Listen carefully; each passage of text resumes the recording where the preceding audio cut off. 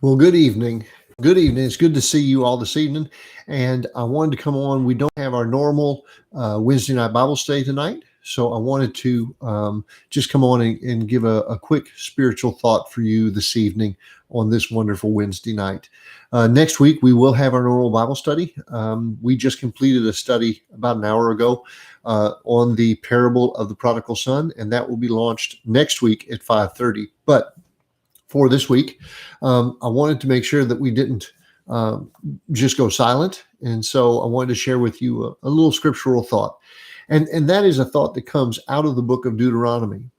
Now, in Deuteronomy, we have Moses, and he's coming to the end of his time with the Israelites. And in that time, there is this final chapter of Deuteronomy in which Moses' work is going to be fully completed. In other words, his life is going to finish. And so there in chapter 34, we find a really powerful statement for us in the way that we live every day and we face our last day.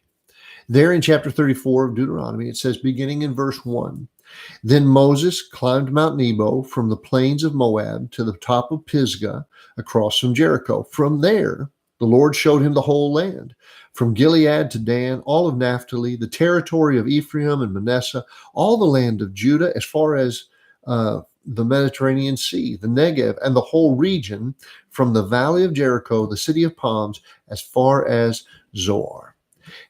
When Moses gets up to the top of this mountain, Mount Nebo, he's coming up out of the plains of Moab. He's getting onto the top of a mountain. And there's two things that he knows are at the top of this mountain. One is a vision from God, and the vision is going to be the entire land of promise. Everything that Moses has worked for, everything that Moses has longed to see, waits for him at the top of the mountain. But the other thing, and the passage goes on to explain it, is that on that mountain, Moses will die. God is going to carry him away and bury him in a place that no one will be able to find. And Moses' time with the Israelites will have come to an end. His life will have finished. He will have completed his race.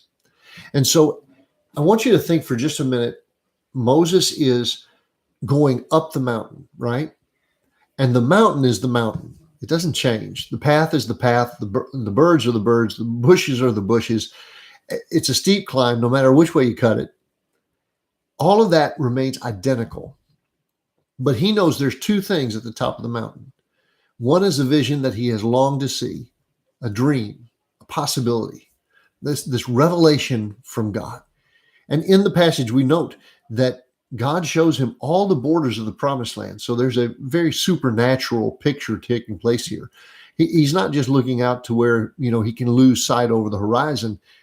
God is showing him all of the borders. Spiritually, he is being carried to see the edge to edge to edge of the entire promised land. There's nothing of the promised land that has been kept from Moses. The revelation is revealing all of it to the servant of God. What a joyous revelation that is. What a vision to look towards. And yet also we know at the top of that mountain, of course, is where he's going to die. And so as I was reading that and thinking about Moses climbing up the mountain, my question was this, and my question to you would be this. What do you think he was thinking about on the way up? Do you think he focused on the vision that waited for him at the top of the mountain? Or do you think he focused on his fear of what was going to happen on the top of the mountain? You might say, well, I think he probably was handling both. Perhaps. But we make a choice with our lives every time that we begin to climb into our day, right?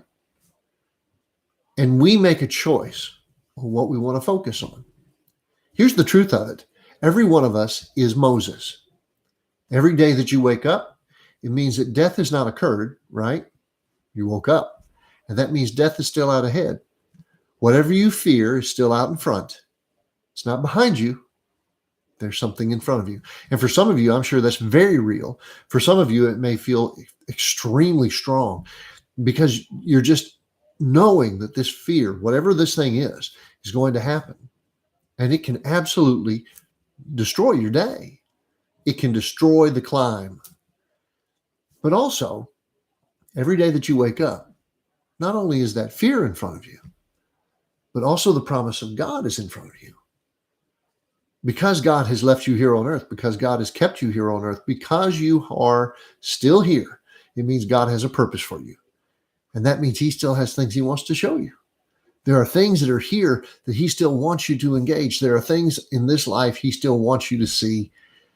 And because of that, there's a revelation waiting for you at the top of that mountain. And so really, your day is going to be your day. But the way you choose to engage it, well, that's up to you. You can focus on the vision or you can focus on the fear.